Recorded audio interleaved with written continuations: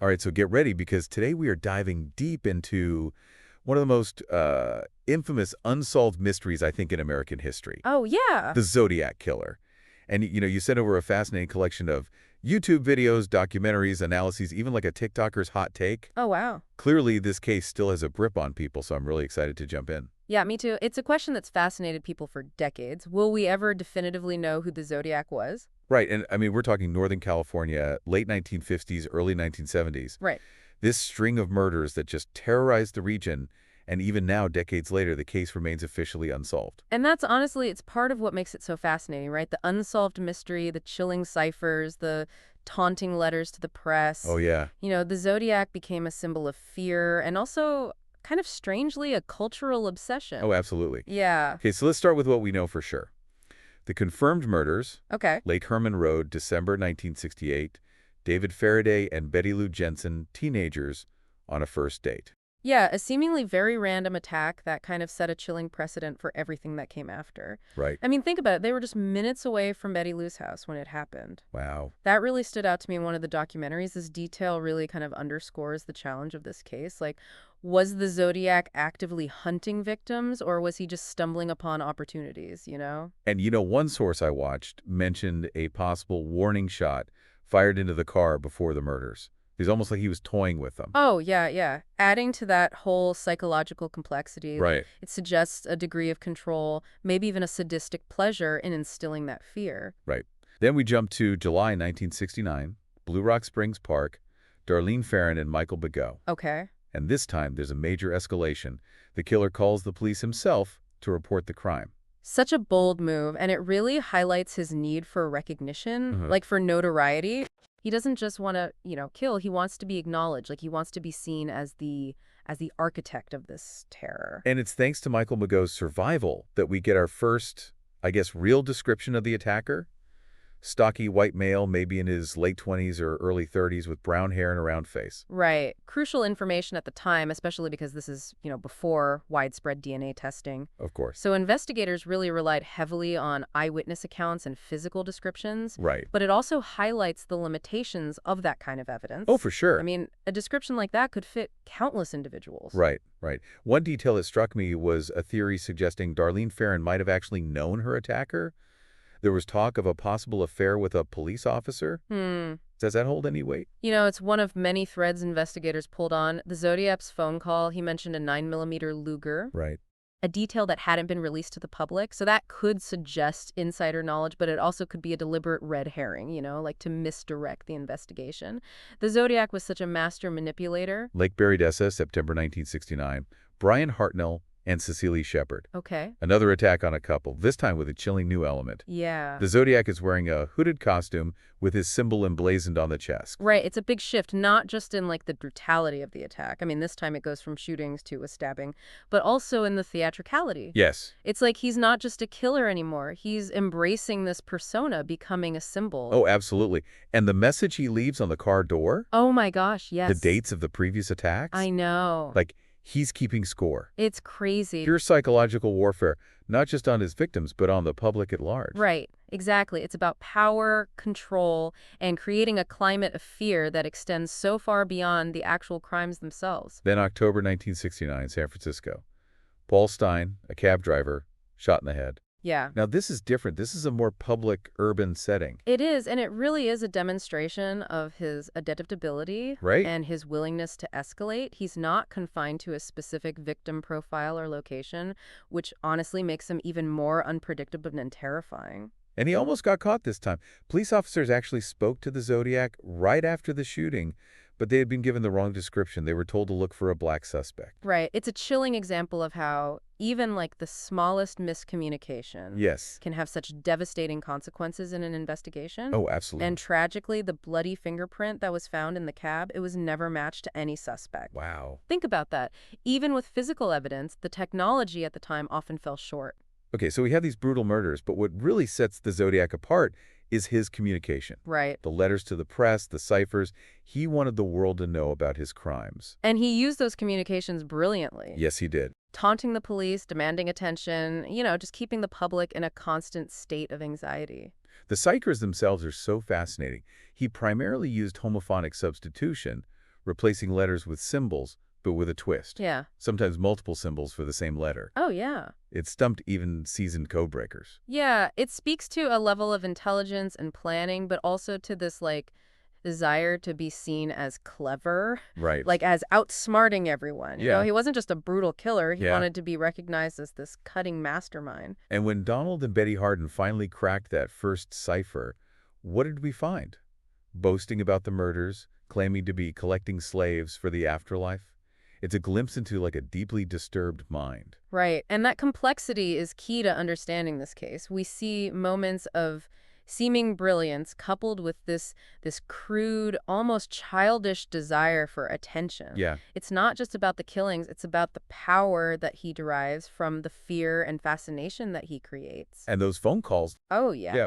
Calling the Vallejo Police Department, even calling Melvin Belly's show, wanting to be on TV. I know. Talking about his crimes. Again, this need for control, for dictating the narrative. Right. He's not content with just committing these crimes. He wants to be the author of the story, the director of the public's fear. And then just when things seem to quiet down, we get the Exorcist letter in 1974. Oh, yeah. Out of the blue, praising the film as a comedy. Almost like he couldn't resist resurfacing, reminding everyone he was still out there. Right. It's a twisted sense of humor, a way of keeping the legend alive. Okay, we've laid the groundwork. Yeah. The confirmed victims, the terrifying MO, the chilling communication. Now let's dive into the prime suspects. Okay. Starting with Arthur Leigh Allen. This is where things get really interesting, and we have to be careful Mm. about separating, fact from speculation. Right, of course. Remember, the question isn't just, did this person do it? Right. But can we definitively prove it with the evidence that's available? Allen was a school teacher, and he was the prime suspect for a long time. His friend Donald Cheney told police that Allen had talked about killing people and even using the name Zodiac before the murders even started. Oh, wow. Wild, right? Cheney also said that Allen had a watch with the Zodiac symbol on it and had even confessed to wanting to kill people and call himself Zodiac. I mean, that's a pretty big claim. Yeah.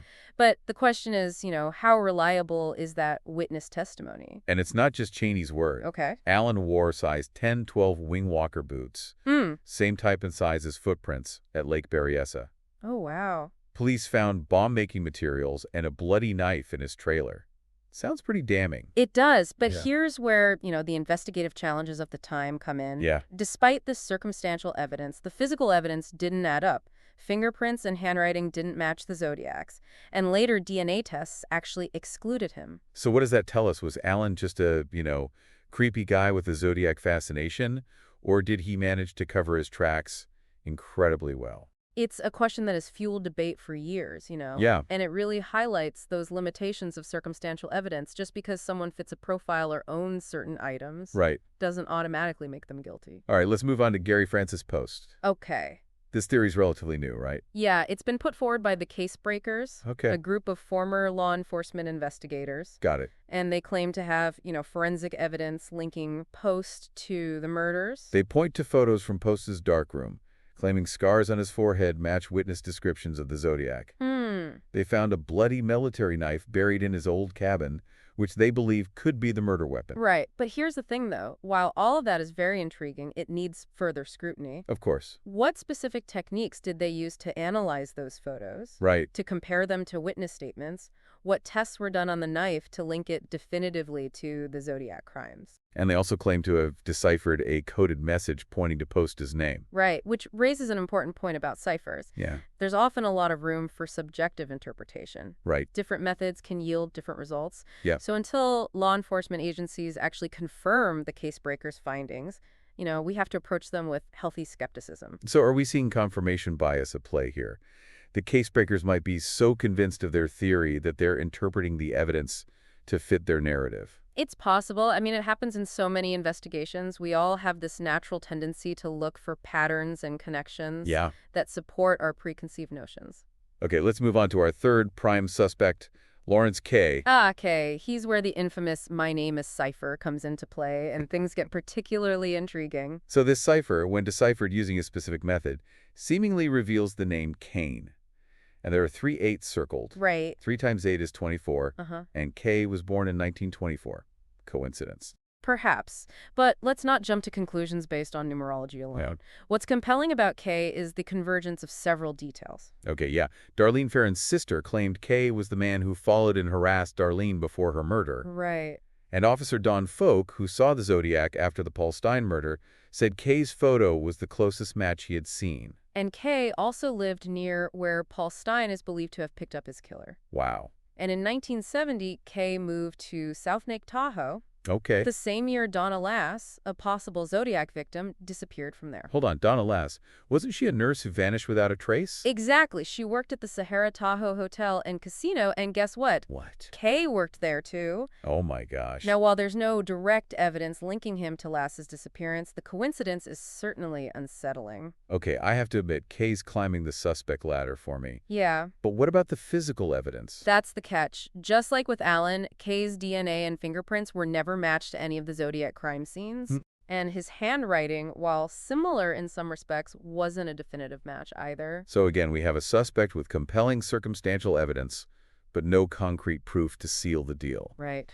It's both fascinating and frustrating. It really is. It speaks to the complexity of cold cases. Right. You know, we're constantly looking for that missing link, that irrefutable piece of evidence. Yeah. But sometimes, you know, the trail runs untold, leaving us to grapple with this ambiguity. Well, we've got 3 more potential victims to discuss, and then we'll delve into the unsolved case and the lingering questions surrounding the Zodiac Killer's identity. Okay, sounds good. Stay tuned for part 2. All right. All right, so let's unpack these other possible Zodiac victims. Right.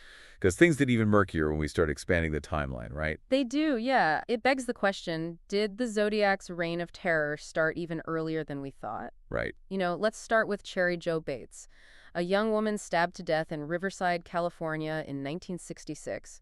So this was, you know, years before the name Zodiac even surfaced. But there are some, like, eerie parallels, right? Yeah. She was brutally attacked, and a letter signed with a Z was sent to the police after the murder. Yeah, a Z way too close to just be a coincidence. I know, it's creepy. It certainly raises eyebrows. And remember Gary Francis Post, Yeah. the suspect championed by the casebreakers? Right? Well, Cherry Jo's watch, which was splattered with white paint, was found at the crime scene. Right. And what was Post's profession? A house painter. Okay, that's a pretty big connection. It is. But then we have another twist. Okay. Years later, someone called the police claiming responsibility for the Z letter and said it was a prank. What? So now we have to ask, was Cherry Jo a Zodiac victim, or was her murder just a horrifically similar crime that someone exploited to create more fear and confusion? It's almost like a cruel joke if that was legitimate. Yeah. Right. It really muddies the waters. Uh-huh. Okay, then we have Ray Davis, a cab driver murdered in 1962. This predates even Cherry Jo Bates.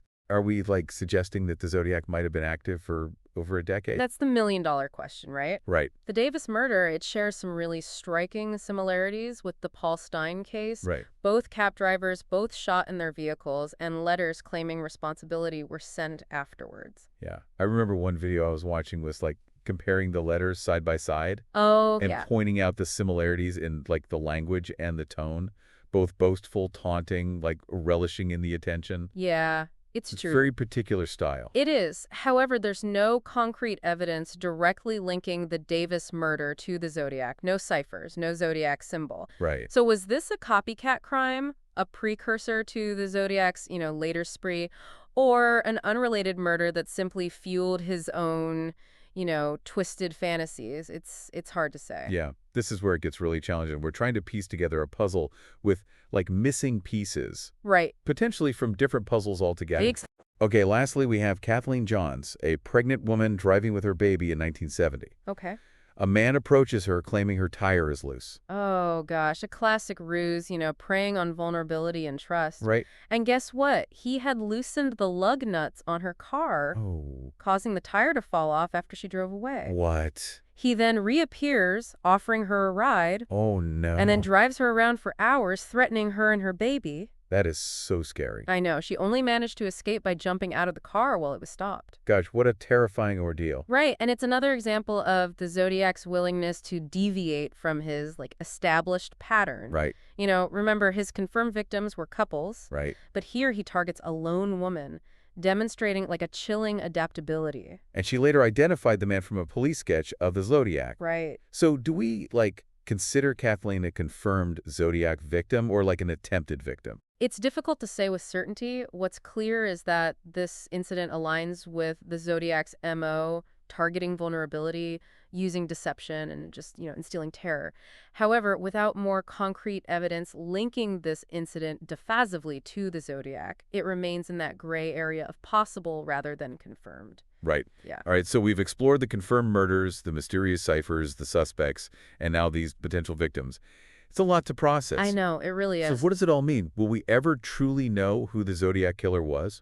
That's the question that continues to baffle everyone, isn't it? Yeah. It's tempting to think that with all of the evidence, the letters, the fingerprints, the eyewitness accounts, Yeah. surely we should be able to solve this by now, right? Right. You'd think, like in this day and age, Yeah. with advanced technology, we'd have cracked the code, so to speak. Right, but the reality is much of the evidence is circumstantial, Of course. open to interpretation, and potentially degraded over time.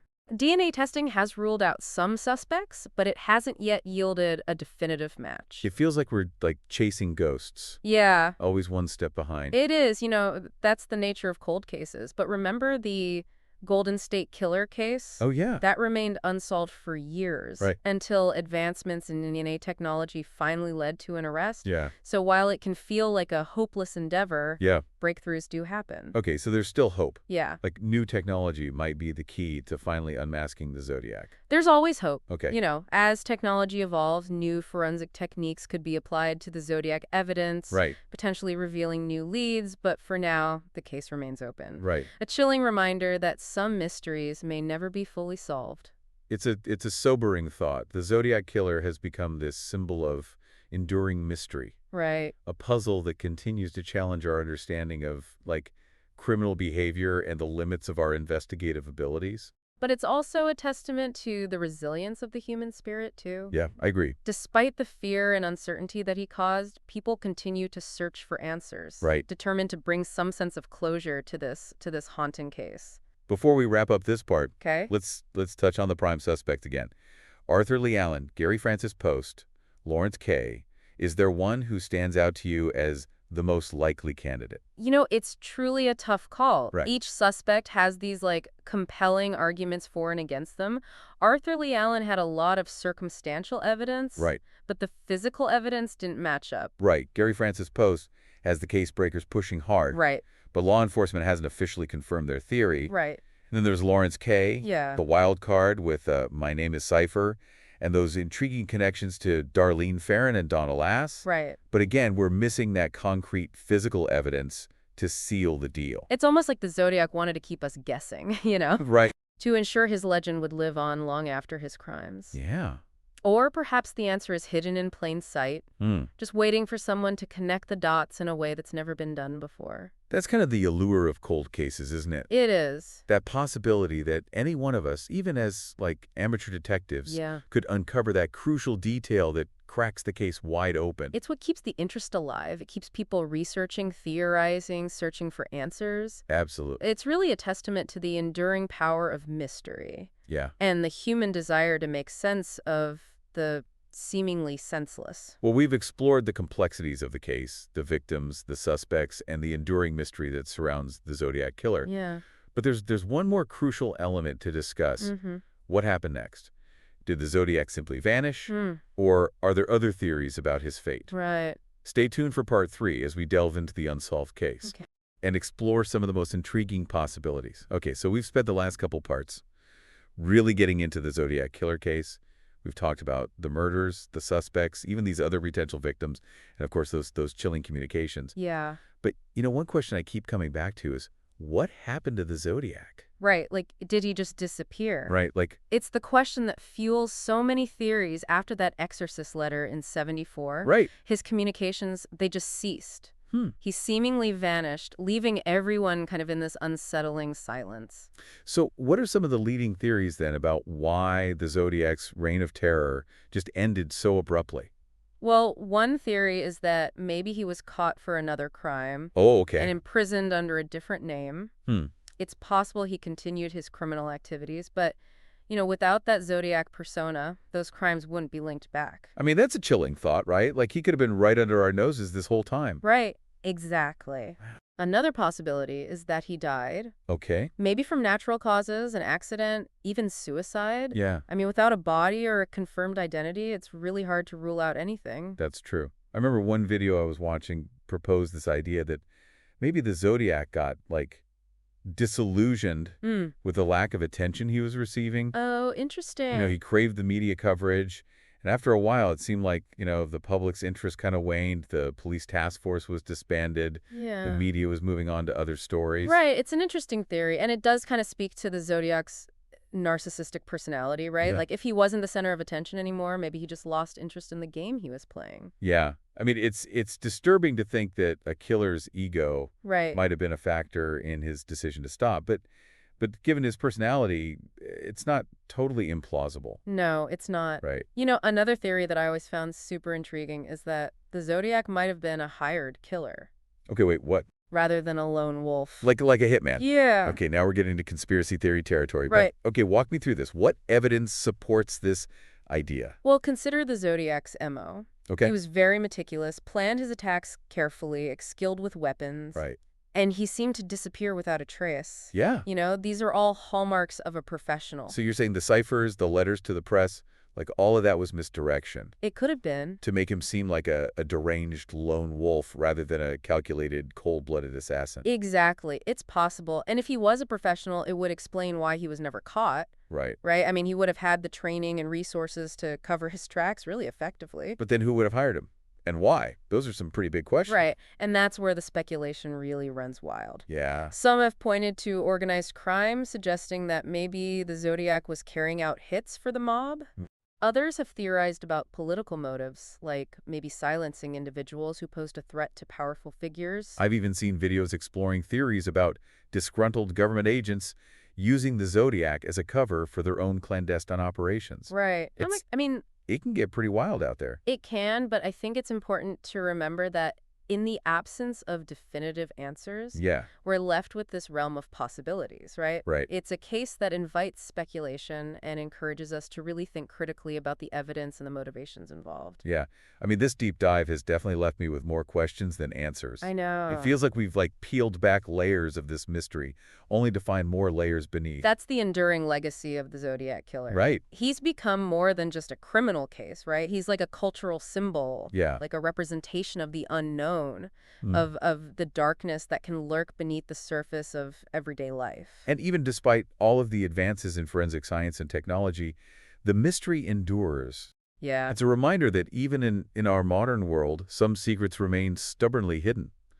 Their answers are lost to time and circumstance. But that doesn't mean the search for truth should end. Of course not. The Zodiac case continues to fascinate and intrigue us. Absolutely. And perhaps one day, thanks to a fresh perspective or a new piece of evidence or some kind of breakthrough in technology, the puzzle will finally be solved. I hope so. Me too. Well, this was fascinating. Thank you so much for walking us through all of this. I feel like we've really learned a lot, and it's been a really interesting journey exploring all these different facets of the case. Yeah, it's been a pleasure. To our listeners, thank you so much for joining us on this deep dive into one of the most enduring mysteries of our time.